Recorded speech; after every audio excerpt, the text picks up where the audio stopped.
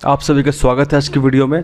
तो आज के वीडियो में डिस्कस करने वाले हैं हम लोग हिस्ट्री के इम्पोर्टेंट बुक्स, और उसमें ये पार्ट 2 रहेगा। इससे पहले वाले वीडियो में हम लोगों ने इम्पोर्टेंट बुक्स को डिस्कस किया था, और जैसे कालिदास हो गए या फिर और बहुत सारे इम्पोर्टेंट जो ऑथर्स हैं एंशिएंट हिस्ट्री के, वो सारे डिस्कस किए गए थे। और इस वाले पार्ट में हम डिस्कस करेंगे और इम्पोर्टेंट ऑथर्स के बारे में। जैसा कि मैंने कहा था पिछले वीडियो में कि ये बुक्स बहुत इंपॉर्टेंट हैं। इन बुक्स को आप लोग अपने नोट्स में ज़रूर लिखें और इनको याद रखें, क्योंकि विभिन्न प्रकार की जो प्रतियोगी परीक्षाएं होती हैं, चाहे वो MP PCS हो या फिर UP PCS हो या फिर UPSC क्यों ना हो, SSC पेट एग्ज़ाम हो, कोई भी एग्ज़ाम हो, सबके लिए ये बुक्स इंपॉर्टेंट हैं। क्योंकि ये ऐतिहासिक किताबें हैं जो अलग अलग टाइम पीरियड में अलग अलग ऑथर्स द्वारा लिखी गई हैं। तो मैंने ये कहा था, और उसके बाद संडे को पेपर हुआ था MP PCS का, और उसमें क्वेश्चन पूछा गया था उसी वीडियो से।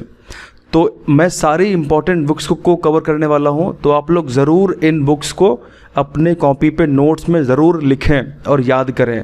तो ये पार्ट 2 होने वाला है, और इसके बाद फिर हम बात करेंगे और पार्ट्स के बारे में, तो उसमें हम और बुक्स को डिस्कस करेंगे। तो हम स्टार्ट करते हैं आज का वीडियो। तो सबसे पहली जो किताब हमारी है वो चाणक्य के द्वारा लिखी गई किताब है। हम सब जानते हैं कि चाणक्य द्वारा जो किताब लिखी गई थी वो अर्थशास्त्र थी।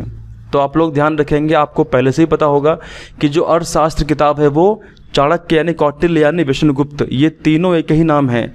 यानी चाणक्य को हम कौटिल्य या फिर विष्णुगुप्त भी कहते हैं। इन्होंने इस किताब को लिखा था। इस किताब की अगर हम बात करें, ये किताब किससे संबंधित है, किससे डील करती है, तो हम सब जानते हैं कि चाणक्य जो है उनका संबंध मौर्य एम्पायर से है, मौर्य साम्राज्य को बड़ा करने में, मौर्य साम्राज्य बनाने में है, मौर्य साम्राज्य की स्थापना करने में है। और चंद्रगुप्त मौर्य के गुरु या फिर मित्र के रूप में चाणक्य को जाना जाता है। तो ये किताब अगर आपसे क्वेश्चन पूछे कि किससे संबंधित है, तो ये किताब संबंधित है पॉलिटी से। तो आप लोग इसको ध्यान रखेंगे, ये किताब संबंधित है पॉलिटी से, ठीक है। उसके बाद फिर बात करते हैं जो हमारी सेकंड ऑथर हैं, वो हैं कामानंदका। जो कामानंदका हैं वो उनकी किताब है नीति शास्त्र। और उसके बाद फिर थर्ड नंबर की जो हमारे ऑथर हैं वो हैं पाणिनि। हम सब जानते हैं कि जो पाणिनि द्वारा किताब लिखी गई थी वो किताब का नाम था अष्टाध्यायी, और वो किताब बहुत इंपॉर्टेंट है। ये एग्ज़ाम के हिसाब से बहुत इंपॉर्टेंट है, कई बार पूछी गई है। और इतना हम जानते हैं कि जो अष्टाध्यायी है वो हमारे संस्कृत ग्रामर का पूरा आधार है। यानी जिस तरीके से संस्कृत ग्रामर जहाँ से बनी, जहाँ डेवलप हुई, वो अष्टाध्यायी को ही माना जाता है। और अष्टाध्यायी को स्टडी किया, पढ़ा पतंजलि ने, और पतंजलि ने फिर उसके बाद किताब लिखी महाभाष्य। तो ये किताब भी बहुत इंपॉर्टेंट है। महाभाष्य किताब जो है वो पतंजलि द्वारा लिखी गई है। तो इसके बाद बात करते हैं हमारे थर्ड ऑथर के बारे में। तो जो हमारे थर्ड ऑथर हैं वो एक राजा भी थे, और आगे हम पढ़ेंगे पुष्यभूति वंश के बारे में। तो पुष्यभूति वंश के जो राजा थे वो बहुत फेमस किंग हुए हैं, हर्षवर्धन। और हर्षवर्धन अपने आप में कवि भी थे। तो इन्होंने रत्नावली, नागानंद और प्रियदर्शिका, कौन कौन सी बुक्स लिखी हैं? रत्नावली, नागानंद और प्रियदर्शिका किताब लिखी, पुस्तक लिखी है। तो बहुत इंपॉर्टेंट है, कई बार पूछी भी गई हैं, तो आप लोग ज़रूर ध्यान रखेंगे। और हर्षवर्धन के ही दरबार में बाणभट्ट विराजमान थे। बाणभट्ट अगर हम यूँ कहें तो बाणभट्ट उनके राज कवि थे। और इन्होंने किताब कौन सी लिखी है? हर्षचरित। यानी हर्षचरित किताब किसने लिखी है? बाणभट्ट ने लिखी है। और ये किताब जो हर्षचरित है वो किसके बारे में है? तो वो हर्षवर्धन के बारे में है, ठीक है। इतना हम जानते हैं। तो हम स्टार्ट करते हैं सबसे ऊपर। तो यहाँ पे जो सबसे पहले हमारे जो ऑथर हैं तो विशाखा दत्त हैं। और हम जानते हैं कि विशाखा दत्त ने एक किताब लिखी थी जो हमने पहले डिस्कस करी है, मुद्र राक्षस। और उसके बाद फिर ये किताब जो देवी चंद्रगुप्तम है, इसको भी लिखा है विशाखा दत्त ने। उसके बाद बाणभट्ट ने हर्षचरित को लिखा है, ठीक है। उसके बाद फिर आते हैं हमारे अगले ऑथर, वो हैं वत्स्यायन। वत्स्यायन की जो फेमस किताब है वो है कामसूत्र। उसके बाद फिर अमर सिंह जो है एक गुप्त काल में, गुप्त पीरियड में काफ़ी इम्पोर्टेंस इनका है गुप्त काल में। तो इनकी जो किताब है वो है अमरकोश, उसको लिखा गया है। नागसेन ने किताब कौन सी लिखी है? मिलिंद पन्हो किताब लिखी है। इसमें मिलिंद की अगर बात करें तो मिलिंद है मिनेंडर एक राजा हुआ करते थे, किंग हुआ करते थे। और नागसेन जो थे वो एक बौद्ध भिक्षु थे। तो नागसेन ने क्या किया, मेनेंडर को, जो कि किसी दूसरे धर्म के फॉलोवर थे, उन्होंने जब इन दोनों का संवाद स्टार्ट हुआ, यानी जब मेनेंडर का नागसेन से वार्तालाप संवाद स्टार्ट हुआ, तो वो मेनेंडर जो थे वो इतने प्रभावित हो गए कि उन्होंने नागसेन द्वारा बौद्ध धर्म को एक्सेप्ट कर लिया और बौद्ध बन गए। तो इसमें बहुत सी ऐसी बातें हैं, इसमें पूरा कन्वर्सेशन है, बातें हैं कि जो मिलिंद पन्हो नाम से लिखा गया है। तो आप लोग ध्यान रखेंगे। अगर आपसे पूछे कि किस लैंग्वेज में है, तो ये पाली लैंग्वेज में है। उसके बाद बात करते हैं वराह मिहिर के बारे में। तो वराह मिहिर भी अमर सिंह की तरह ये गुप्त टाइम में थे, गुप्त पीरियड में थे। अगर आपसे बोले कि गुप्त काल में, गुप्त पीरियड में कौन सा ऐसा राजा हुआ जिसके दरबार में 9 रत्न की व्यवस्था की गई थी, तो वो थे चंद्रगुप्त सेकंड। तो चंद्रगुप्त सेकंड के समय 9 रत्नों की व्यवस्था की गई थी और उसमें से वराह मिहिर एक 9 रत्न थे और अमर सिंह भी एक 9 रत्न थे।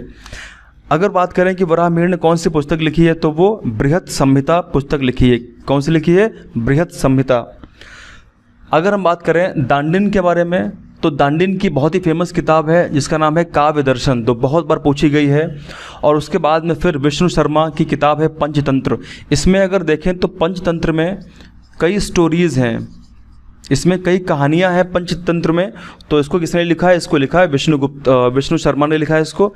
आप लोग इसको ज़रूर ध्यान रखेंगे कि जब भी क्वेश्चन पूछे पंचतंत्र के बारे में, तो विष्णु शर्मा द्वारा इसको लिखा गया है। वेद व्यास की अगर बात करें, तो वेद व्यास के बारे में हम सब जानते हैं, महाभारत को इन्होंने लिखा है वेद व्यास जी ने। अब कहा तो ये जाता है कि वेद व्यास जी जो थे उन्होंने महाभारत को बोला और गणेश जी ने उसको लिखा है। तो क्योंकि एक ये एपिक है, एक हमारा, अगर आपसे बोले कि पूरे विश्व का सबसे बड़ा जो ग्रंथ है वो क्या है, सबसे बड़ा ग्रंथ कौन सा है जिसके अंदर बहुत ज़्यादा श्लोक हैं, तो महाभारत है। महाभारत में 1 लाख से भी अधिक श्लोक हैं। तो सबसे बड़ा दुनिया का जो ग्रंथ है वो महाभारत है। महाभारत में अगर आपसे पूछे कि महाभारत के किस पर्व से भगवत गीता को निकाला गया है या भगवत गीता को लिया गया है, तो आप लोग ध्यान रखेंगे महाभारत के भीष्म पर्व से भगवत गीता को लिया गया है। महाभारत में कुल कितने पर्व हैं? तो महाभारत में अगर आपसे पूछे कितने पर्व हैं, तो कुल 18 पर्व हैं।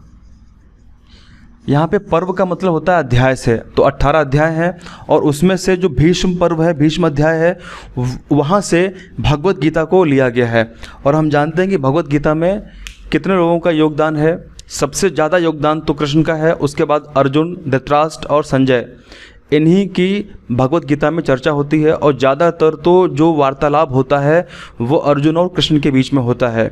ठीक है, तो एक बड़ा अच्छा श्लोक मुझे याद आ रहा है भगवत गीता का, आप लोग ज़रूर उसको सर्च करके और उसका मीनिंग कमेंट सेक्शन में लिखेंगे। वो श्लोक इतना इम्पोर्टेंट है कि उसका आज भी महत्व बहुत ज़्यादा है। इवन अगर यूँ कहें तो आज उसका महत्व बहुत ज़्यादा है कि हर व्यक्ति उसको समझे और अपने जीवन में उसको उतारे।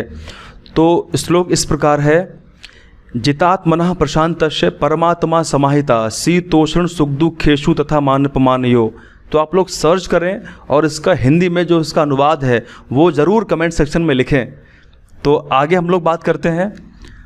तो ऐसे तो बहुत सारी डिस्कस मैं कर सकता हूँ भगवत गीता के ऊपर, लेकिन क्योंकि हमको यहाँ पे इम्पॉर्टेंट बुक्स को डिस्कस करना है तो किसी अलग वीडियो में मैं चर्चा कर लूँगा अगर आप लोग चाहेंगे तो। उसके बाद अगर बात करें नेक्स्ट जो हमारे ऑथर वो हैं भरत, तो इन्होंने नाट्यशास्त्र को लिखा है। वाल्मीकि जी द्वारा सबको पता है रचित क्या है, रामायण है, और जो ऑथेंटिक रामायण मानी जाती है। यानी एक रामायण, दूसरी रामचरितमानस है। रामचरितमानस को लिखा गया था मुग़ल टाइम पीरियड में, तो हो सकता है कि उसके अंदर कुछ त्रुटियां हों, वो अलग बात है, लेकिन आज के टाइम पीरियड में अगर देखा जाए तो इसी रामचरितमानस को ही ज़्यादातर पढ़ा जाता है, क्योंकि ये नॉर्मल भाषा में लिखी गई है, अवधी भाषा में लिखी गई है, जिसको समझना आसान है। लेकिन जो वाल्मीकि रामायण है वो संस्कृत भाषा में है, तो वो डिफ़िकल्ट है। हालांकि संस्कृत भाषा में उसको हिंदी में कन्वर्ट किया गया है, तो उसको भी पढ़ सकते हो आप लोग।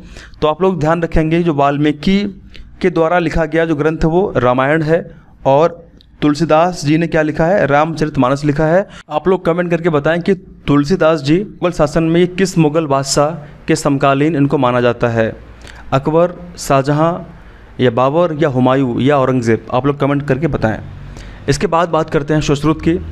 सुश्रुत जी ने किताब लिखी है सुश्रुत संहिता, और ये अगर बोलें तो एक प्रकार की ये मेडिकल किताब है। इसमें सर्जरी के बारे में और आयुर्वेद के बारे में डिस्कस किया गया है। इसमें काफ़ी अच्छा कहा गया है कि मैं आपको उसमें से एक प्रसंग सुनाता हूँ। इसमें कहा गया है कि कोई भी हॉस्पिटल हो, कोई भी अस्पताल हो, उसमें नर्स वही बन सकता है जिसके अंदर कुछ क्वालिटीज़ हों, जिसके अंदर कुछ गुण हों, वही नर्स बन सकता है। जैसे, और ये स्पष्ट रूप से लिखा हुआ है, जैसे सबसे पहला जो क्वालिटी है वो है कूल हेडेड, यानी उस व्यक्ति का जो दिमाग है, जो मस्तिष्क है, वो ठंडा होना चाहिए, यानी उसको गुस्सा क्रोध नहीं आना चाहिए, वो नर्स बनने लायक है। दूसरा, वो पेशेंट की देखभाल बिल्कुल शिद्दत से करे, किसी प्रकार का उसके अंदर अहम ना हो, किसी प्रकार का उसके अंदर जल्दबाजी ना हो, वो पेशेंट का देखभाल करे।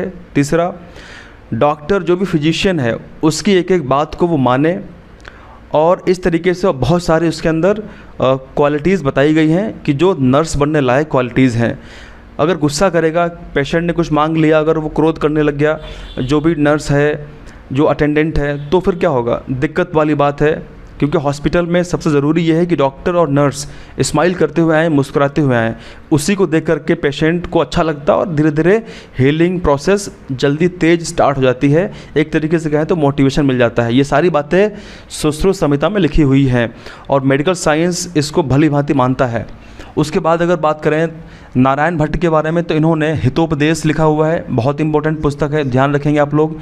सोमेश्वर की बात करें तो कीर्त कुमौदी किताब लिखी गई है, और अगर बात करें हरिसेन की तो बृहत कथा कोश लिखी गई है, और अगर बात करें सारंग देव की तो संगीत रत्नाकर किताब को लिखा गया है। तो आज के वीडियो में हम लोगों ने कुछ इंपॉर्टेंट इन किताबों को डिस्कस किया है, तो आप लोग ज़रूर अपने नोट्स में इसको ज़रूर लिखेंगे। पार्ट 2 है ये, और इसके बाद हम लोग अपलोड करेंगे वीडियो पार्ट 3, जिसमें हम कुछ और महत्वपूर्ण पुस्तकों के बारे में चर्चा करेंगे। ऐसे करते करते बस केवल कुछ ही पार्ट्स में हम ये सारी हिस्ट्री की इम्पॉर्टेंट किताबें, चाहे वो एंशिएंट हिस्ट्री की हो या मेडिवल हिस्ट्री की हो या फिर वो मॉडर्न हिस्ट्री की हो, सारी कवर कर लेंगे। अगर आपको ये वीडियो अच्छा लगे तो ज़रूर आप लोग शेयर करें। Thank you very much. जय हिंद, जय भारत।